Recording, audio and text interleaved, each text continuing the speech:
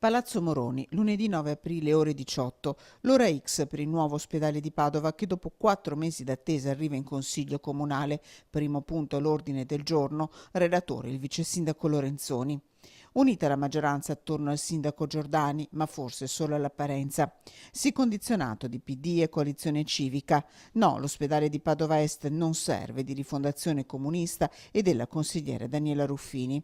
Duro il giudizio di Fabrizio Boron, padovano, presidente della Commissione Sanità in Regione. Io ho letto la delibera che sarà in discussione lunedì sera e mi sembra una presa in giro, ovvero una delibera che parla di confermare un accordo, un preaccordo siglato dal presidente Zaia e dal sindaco Giordani. Bene, lunedì diranno che quell'accordo firmato ormai più di 4 mesi fa è dato di fatto. Questo lo sapevamo già, ci aspettavamo una presa di posizione importante da parte del sindaco, da parte di questo consiglio comunale, sul fatto di dire diamo via in maniera forte e decisa al nuovo polo ospedaliero e mettiamo a disposizione le aree. Questo era l'atto da votare. Crediamo che sia prioritario partire da Giustinianeo perché si può fare in tempi rapidi.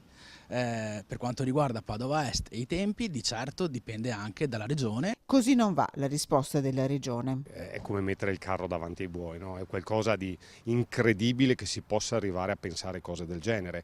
Prima si fa il nuovo polo ospedaliero, prima si trasferiscono i reparti. Se non capiamo questo vuol dire che ci stiamo solo girando su se stessi per trovare giustificazioni e tirare a lungo nel tempo. A breve inizierà la discussione del piano sociosanitario del Veneto. Su Padova si devono capire le reali intenzioni di sindaco e comune. Il rischio concreto per i cittadini è quello di perdere il nuovo ospedale.